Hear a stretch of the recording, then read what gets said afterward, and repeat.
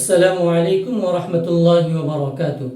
الحمد للہ رب العالمین، اللہم صلی علی سیدنا محمد وعلی آل سیدنا محمد وبارک وسلم۔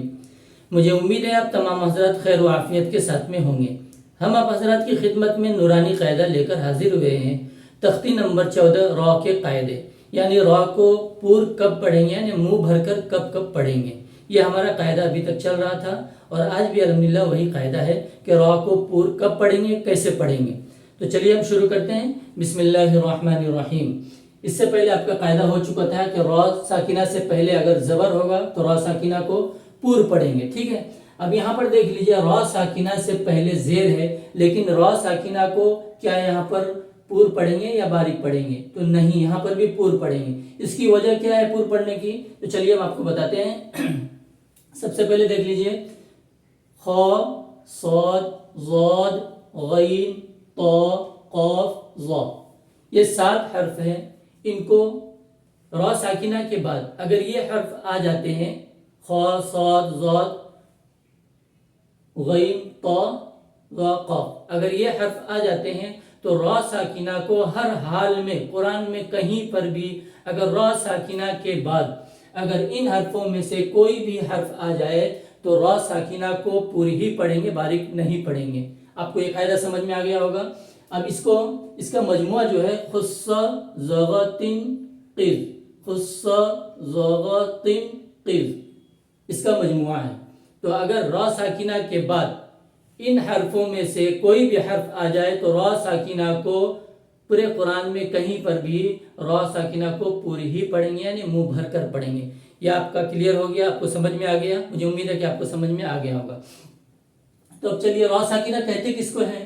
دیکھ لیجئے، جس حرف پر بھی جزم ہوگا وہ حرف ساکن ہوگا۔ تو اب یہاں پر دیکھ لیجئے، را کے اوپر جزم آ گیا ہے تو اب یہ را ساکن ہو گیا۔ تو اگر را ساکنہ کے بعد ان حرفوں میں سے کوئی بھی حرف آ جائے تو را ساکنہ کو پور پڑھیں گے۔ تو یہاں پر دیکھ لیجئے، را ساکنہ کے بعد حروف مستعلیہ، ان کو حروف مستعلیہ کہتے ہیں۔ حروف مستعلیہ 7 ہیں جو یہاں پر بورڈ پہ لکھے ہوئے ہیں، ٹھیک ہے، ان کو حروف مستعلیہ کہتے ہیں۔ اگر را ساکنہ کے بعد حروف مستعلیہ یعنی ان حرفوں میں سے کوئی بھی حرف آ گیا ہے تو پور پڑھیں گے۔ تو یہاں پر دیکھ لیجئے، را ساکنہ کے بعد حروف مستعلیہ کے 7 حرفوں میں سے یہاں پر دیکھ لیجئے صاد آ گیا ہے، صاد آ گیا ہے۔ تو اب یہاں پر را ساکنہ کو پوری ہی پڑھیں گے، باریک نہیں پڑھ سکتے۔ یہاں پر یہ کلیئر ہو گیا آپ کا۔ را ساکنہ کے بعد حروف مستعلیہ کے 7 حرفوں میں سے صاد آیا ہے۔ را ساکنہ کے بعد حروف مستعلیہ کے 7 حرفوں میں سے صاد آیا ہے، اس لیے یہاں پر را کو پور پڑھیں گے، مر صادن، مر صادن۔ اگر ہم پڑھتے ہیں مر صادن تو یہ غلط ہو جائے گا، مر صادن، را کو مور بڑھ کر ہی پڑھیں گے۔ میم را زیر مر، صاد الف زبر صا، مر صا، دال دو زبر دن، مر صادن۔ آپ کو سمجھ میں آ گیا؟ یہ کلیئر ہو گیا۔ اب چلیے چلتے ہیں، یہاں پر بھی دیکھ لیجیے، را ساکنہ کے بعد حروف مستعلیہ کے 7 حرفوں میں سے قاف، یہ دیکھ لیجیے قاف یہاں پر آ گیا ہے را ساکنہ کے بعد۔ تو اب ہر حال میں اس کو پوری پڑھنا ہے، باریک نہیں پڑھ سکتے۔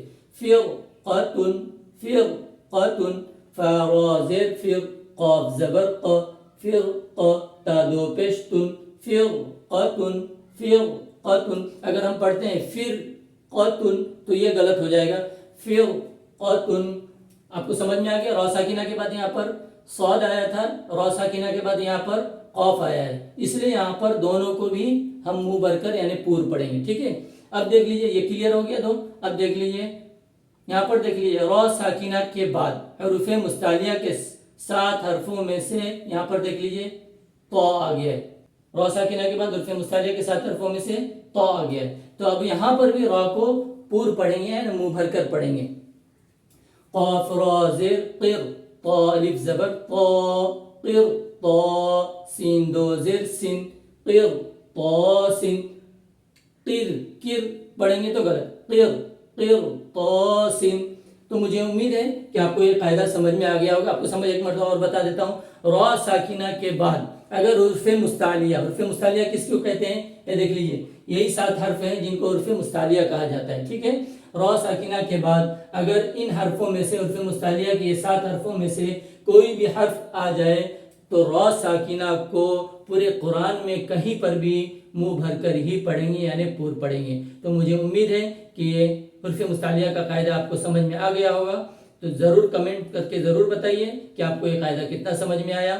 جب تک کے لیے ہم آپ سے اجازت چاہتے ہیں. السلام علیکم ورحمۃ اللہ وبرکاتہ.